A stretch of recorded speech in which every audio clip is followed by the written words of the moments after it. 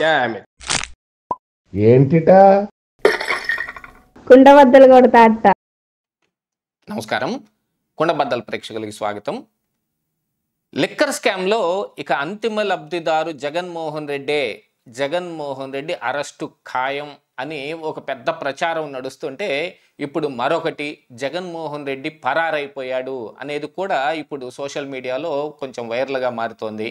అసలు జగన్మోహన్ రెడ్డి కూడా పరారవుతాడా? ఎందుకంటే ఢిల్లీ స్థాయిలో ఆయనకున్న పరిచయాలు కావచ్చు, అక్కడేదో ప్రయత్నాలు జరగటం కావచ్చు, ఇత్యాది విషయాల్లో జగన్మోహన్ రెడ్డి అయితే కొంచెం మల్లగొల్లాలు పడుతూ ఉన్నాడు. దాంతోపాటుగా మరి సీనియర్లతోటి చర్చలు జరిపి తన అరెస్ట్ అయితే గనుక ఎమ్మెల్యేలని రాజీనామా చేయాలి అని కూడా ఒక ప్రతిపాదన వస్తే దానికి ఎమ్మెల్యేలు ఎవరు అంగీకరించినట్టుగాను కనిపించటం లేదు. దీంతో పాటుగా అసలు మరి ఇక్కడ ఆంధ్రప్రదేశ్ రాష్ట్ర ఇంటెలిజెన్స్ వర్గాలు బెంగళూరు వెళ్ళి ఆ ప్యాలెస్ చుట్టూతా ఎందుకు కాపలా కాస్తూ ఉన్నాయి అనే అనుమానాలు కూడా వచ్చాయి. దీనికి గల కారణం ఏమిటి? జగన్మోహన్ రెడ్డి ఎందుకని ఆంధ్రప్రదేశ్ రాష్ట్రానికి ఒక వారం రోజులుగా రాలేదు అనే దాని మీద ఈ వీడియోలో మీకు పూర్తిగా వివరించే ప్రయత్నం చేస్తాను. వీడియో నచ్చితే కనుక ఖచ్చితంగా లైక్ చేయండి. అలాగనే ఇంకా మన కుండబద్దల ఛానల్ని చాలామంది సబ్స్క్రైబ్ చేసుకోకుండానే చూస్తూ ఉన్నారు. వాళ్ళందరికీ నా విన్నపం, నా ఛానల్ని సబ్స్క్రైబ్ చేసుకుంటే నోటిఫికేషన్ల ద్వారా నా వీడియోలు చాలా త్వరగా మీకు చేరే అవకాశం ఉంటుంది. So please subscribe our Kundabaddala channel. ఇక జగన్మోహన్ రెడ్డి గారి పరార్ అంటే అది చాలా పెద్ద అంశం.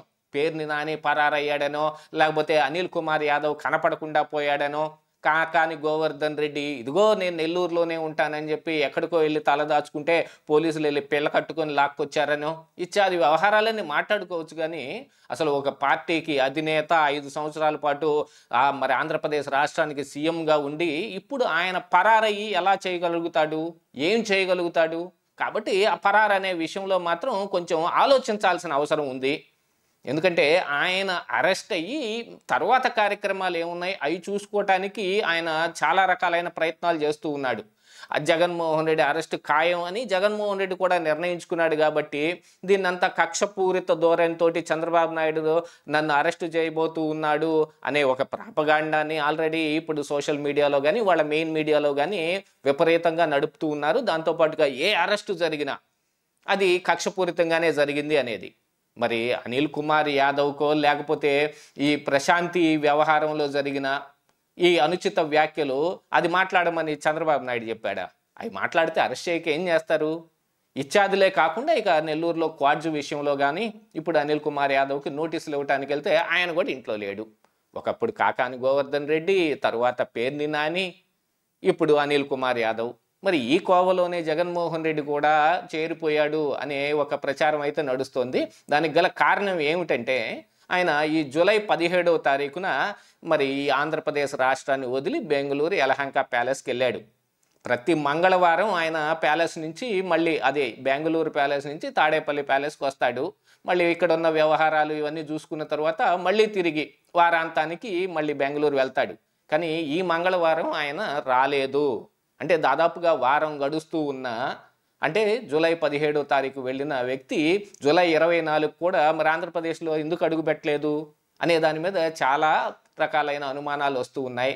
దీంతో పాటుగా ఇప్పుడు ఆయన ఫోన్ సిగ్నల్ ఏమన్నా ఐడెంటిఫై చేసి ఎక్కడున్నాడు అని కనుక్కుందాము, అక్కడే ఉండొచ్చా అనేది వాకప్ చేసుకుందాము అని అంటే ఆయన దగ్గర ఏం ఫోన్ ఉందో తెలియదు. ఆయన నాకు ఫోనే లేదని మీడియా ముఖంగా చెప్పాడు. కాకపోతే మొన్న మద్యం కుంభకోణంలో జరిగిన వ్యవహారాల తాలూకు వీటన్నిటిలో ఆయన దగ్గర ఒక ఐఫోన్ ఉంది అనేది మాత్రం ఇంటెలిజెన్స్ వర్గాలు కనిపెట్టాయి. ఆ ఫలానా నెంబర్ అనేది కూడా వాళ్ళకి ఐడెంటిఫై చేసుకున్నారనేది కూడా కొంత బయటకు వచ్చినప్పటికీ గాను ఇప్పుడు జగన్మోహన్ రెడ్డి ఎక్కడున్నాడు ఐడెంటిఫై చెయ్యాలి. ఇప్పుడు అరెస్ట్ చేయాల్సిన అవసరం ఉంది అని అనుకుంటే మరి సిట్టు నిజంగానే అరెస్ట్ చేయడానికి వెళ్ళాలి అని అనుకుంటే ఆయన ఎక్కడున్నాడో తెలియాలి కదా. అందుకోసమని ఇప్పుడు మరి ఇంటెలిజెన్స్ వర్గాలు ఆయన గురించి కూపీ లాగటం మొదలుపెట్టాయి. ఇక్కడ తాడేపల్లి ఇంటి చుట్టూతా ఎలాగనూ ఇంటెలిజెన్స్ ఉంటుంది. వాళ్ళు వీళ్ళ కదలికల్ని కనిపెట్టే దీనికోసం వాళ్ళు అహర్నిశలు పనిచేస్తూనే ఉంటారు. దీంతో పాటుగా ఇప్పుడు బెంగళూరు వెళ్తే బెంగళూరులో ఆల్మోస్ట్ ఆల్ ఇప్పుడు అక్కడున్న సీఎం కానీ డిప్యూటీ సీఎం కానీ అంటే సిద్ధారామయ్య కావచ్చు లేకపోతే డీకే శివకుమార్ కావచ్చు జగన్మోహన్ రెడ్డికి ఎన్ని రకాలైన హెల్ప్ చేయడానికైనా వాళ్ళు సంసిద్ధంగా ఉంటారు. అంటే ఇప్పుడు బెంగళూరు యలహంక ప్యాలెస్లో హెలీప్యాడ్తో సైతం ఉన్నాయి, చుట్టూతా ఇంత ఎత్తున గోడలతోటి లోపల హెలీప్యాడ్ ఉంది, అక్కడి నుంచి ఎటైనా వెళ్ళిపోయే అవకాశం ఉంది. కానీ జగన్మోహన్ రెడ్డి ఎటు వెళ్ళిపోయి ఏం చేయగలుగుతాడు, ఎక్కడ తల దాచుకోగలుగుతాడు? ఎక్కడున్నా సరే ఇట్టే ఈజీగా తెలిసిపోతుంది.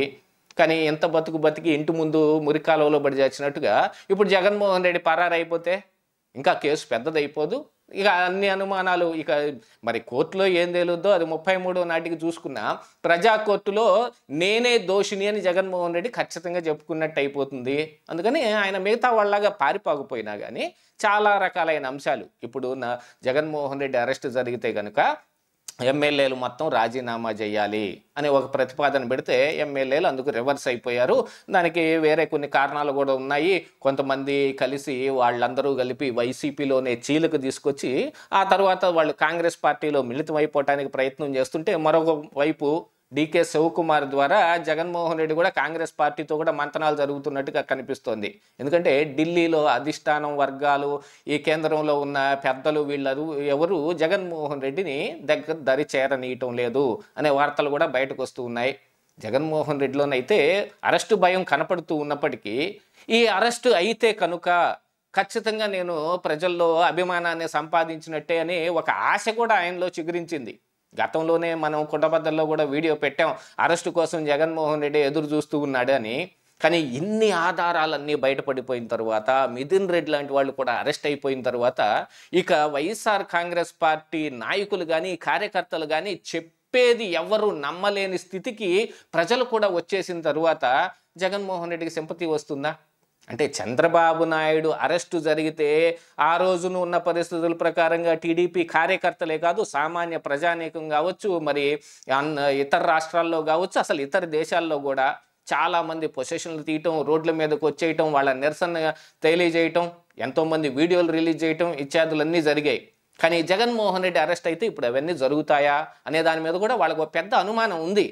కానీ వాళ్ళే వీటన్నిటికీ సంసిద్ధం చేసుకుని ఒక ప్లాన్ తయారు చేస్తున్నట్టుగాను, ఏ రోజున ఏమేమి రావాలి, సోషల్ మీడియాలో ఏం రావాలి, మెయిన్ మీడియాలో మరి ఏం చెప్పించాలి, దాంతోపాటుగా రోడ్ల మీద తిరగటానికి మరి వైసీపీ కార్యకర్తలను ఎవరిని తీసుకొని రావాలి అనే దాని మీద కూడా చాలా పెద్ద ఎక్సర్సైజ్ జరుగుతుంది. కాకపోతే ఈ రప్ప గొడవలు కానీ, లేకపోతే రాజారెడ్డి రాజ్యాంగం ఇక్కడే పల్నాడు నుంచే మేము మొదలు పెట్టబోతున్నాం అనే ప్లకార్డులు ప్రదర్శన, లేకపోతే సింగయ్య మరణం ఈ వైఎస్ఆర్ కాంగ్రెస్ పార్టీ కార్యకర్తల్లో ఉన్న బలాన్ని తక్కువ చేసి పడేసింది. ఇప్పుడు పోగేసుకొచ్చినా కూడా పోగ్గాని స్థితికి వైసీపీ కార్యకర్తలు వెళ్ళిపోయారు. దాంతోపాటుగా ఇప్పుడు అధికారంలో ఉన్నారు, అధికారం ఇంకా దాదాపుగా 3.5 సంవత్సరాల పైచులకే ఇంకా టీడీపీ కూటమి దగ్గరే ఉంటుంది. కాబట్టి ఈ కార్యకర్తలందరూ మనాలి అంటే మళ్ళీ ఇలాంటి ఏదైనా ఒక గొడవలు పెట్టుకుని వాళ్ళు ఇక్కడ ఉండలేని పరిస్థితి వస్తుంది. యాతావాత చూస్తే జగన్మోహన్ రెడ్డి ప్లాన్ అయితే అట్టర్ ఫ్లాప్ అయిపోతుంది. అరెస్టు ఖాయం అనుకున్నా ఎటు పరారు కూడా కాలేని పరిస్థితుల్లో జగన్మోహన్ రెడ్డి ఉన్నాడనేది మాత్రం అర్థమవుతోంది. ఆయన ఎక్కడ ఉన్నాడని అనునిత్యం ఆయన మీద కంట కనిపెడుతూ ఉన్నారంటే అరెస్టుకి రంగం సిద్ధమైపోయినట్టేగా. ఇదే ఈరోజు కుండబద్దలు.